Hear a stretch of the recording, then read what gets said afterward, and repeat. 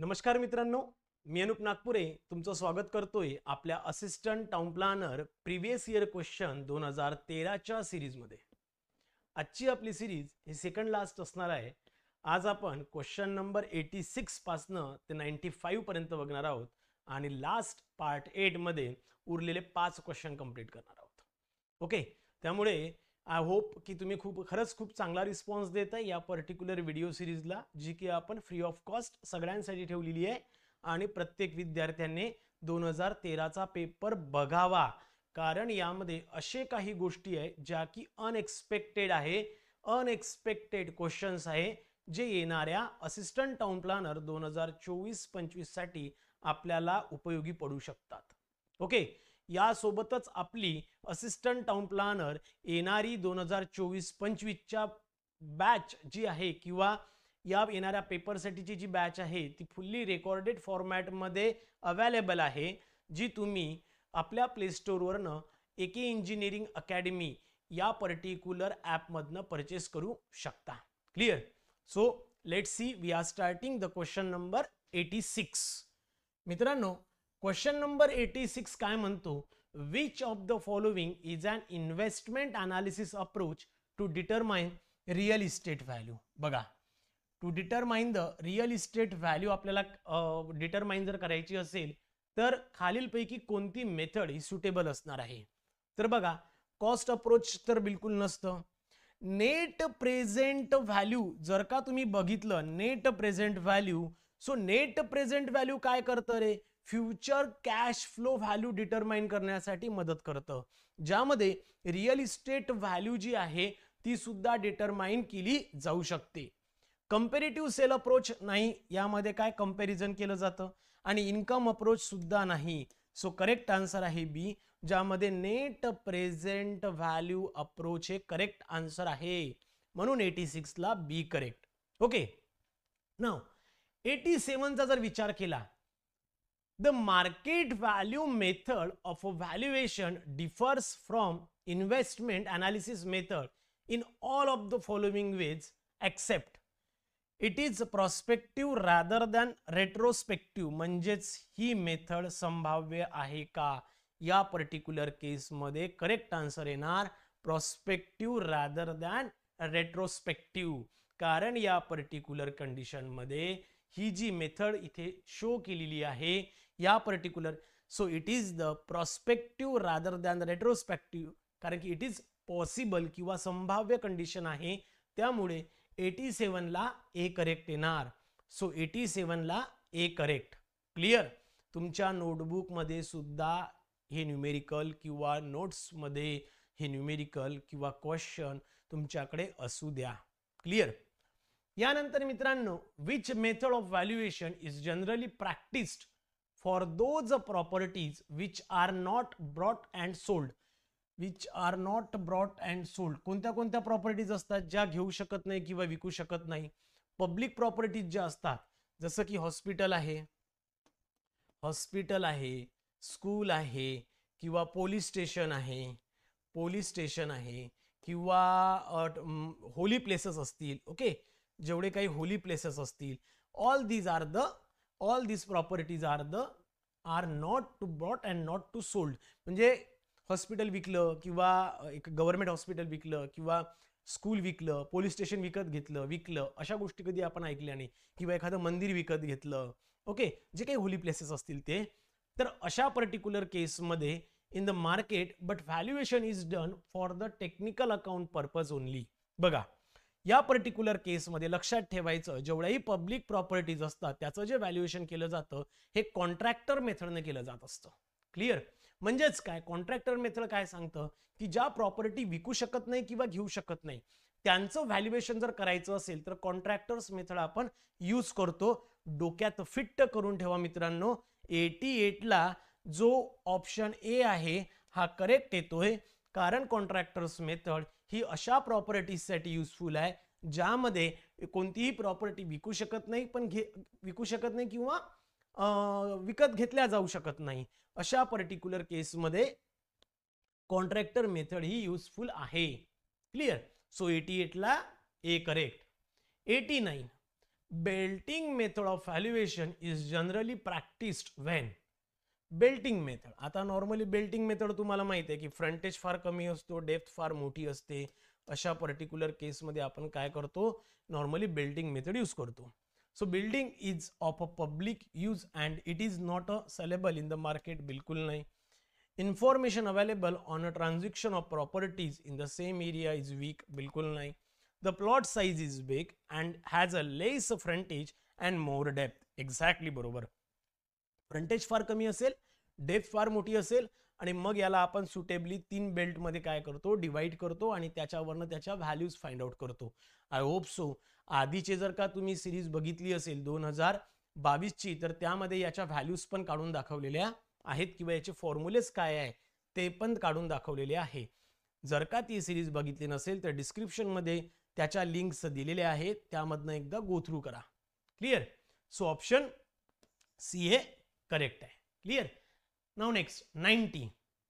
If the real estate market in a zone is very active and the quality of information on a transaction is good, which of the following is the best suited for valuation? बघा काय म्हणतात, जर का real estate market हे खूप active असेल किंवा quality of information किंवा ट्रान्झॅक्शनची जर का चांगली असेल, तर खालीलपैकी कोणती तुम्ही मेथड यूज कराल त्या पर्टिक्युलर प्रॉपर्टीच्या व्हॅल्युएशनसाठी.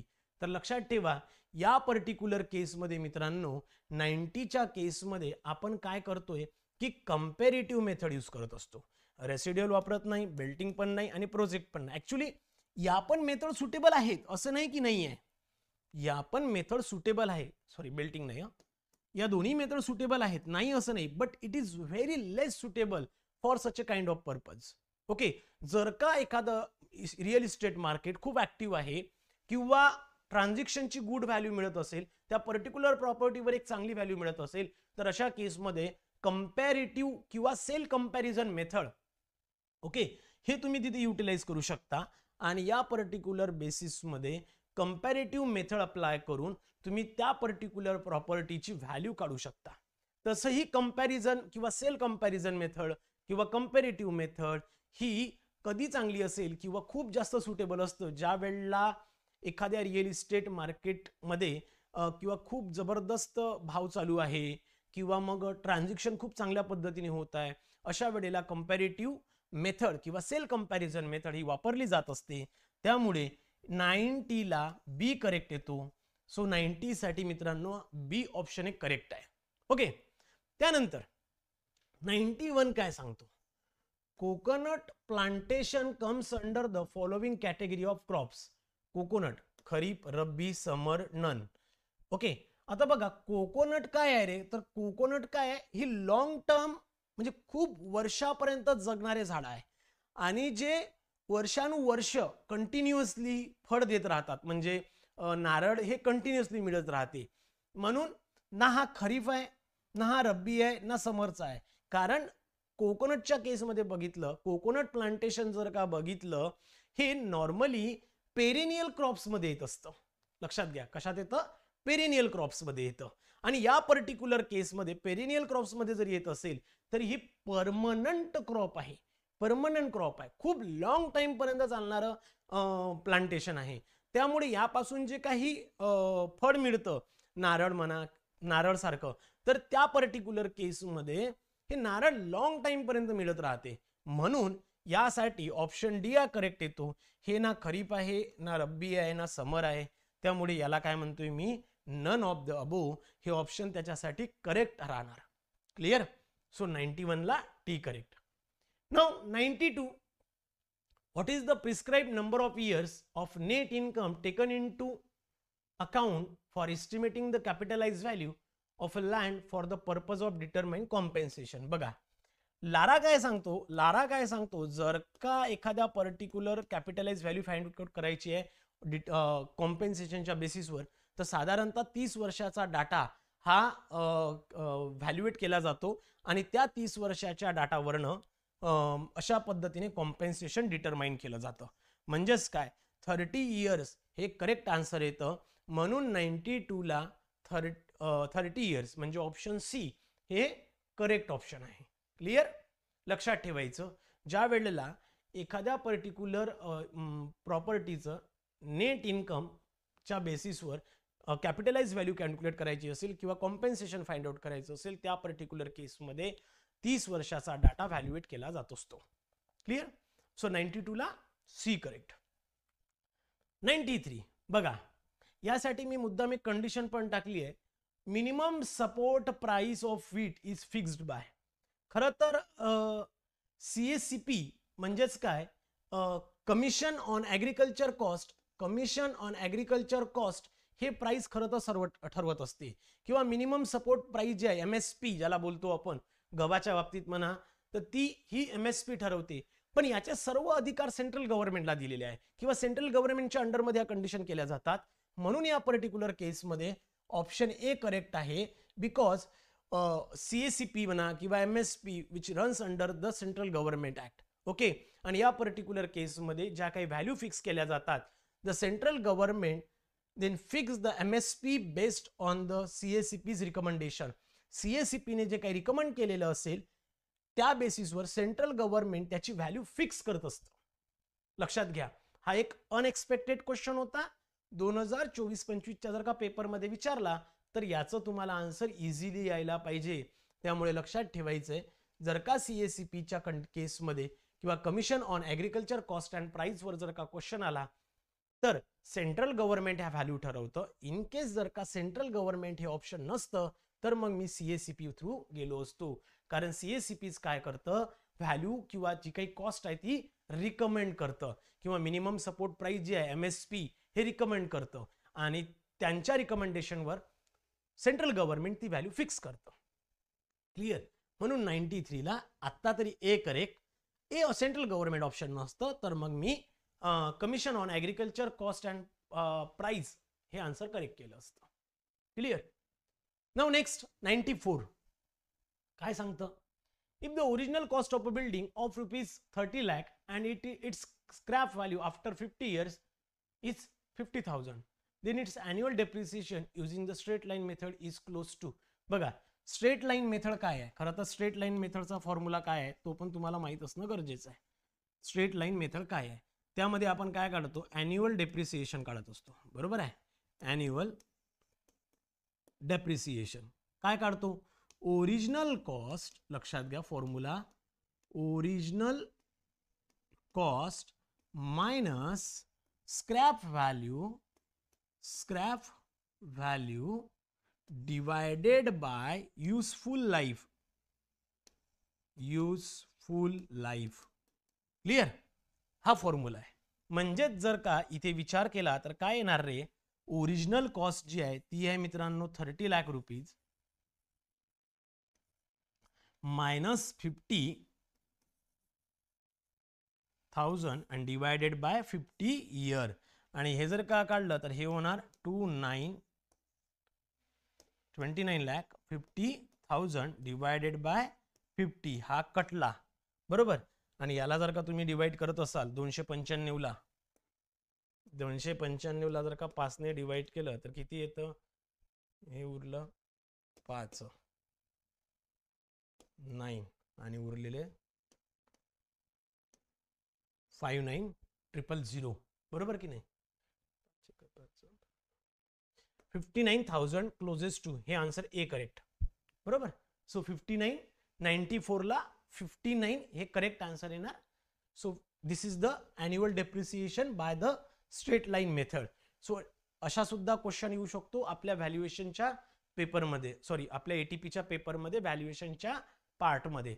त्यामुळे हा क्वेश्चन सुद्धा इम्पॉर्टंट आहे, किंवा डेप्रिसिएशन, ॲन्युअल डेप्रिसिएशन सुद्धा विचारल्या जाऊ शकतं under the scrap value. Clear? So answer A is correct, आणि त्याचा फॉर्म्युला काय, original cost minus scrap value upon the life use किंवा युजेबल लाईफ. क्लिअर? या पर्टिक्युलर वेने तुम्ही डेप्रिसिएशन किंवा ॲन्युअल डेप्रिसिएशन कॅल्क्युलेट करू शकता. 94 ला ए करेक्ट आला. And the last question, assessment of annual value of a building for calculation of property tax generally based on. बघा, assessment of annual value of a building for calculation of property tax normally कशावर calculate केला जातो, बघा, year of construction. बरोबर आहे, year of कन्स्ट्रक्शनवर सुद्धा property tax धरला जातो.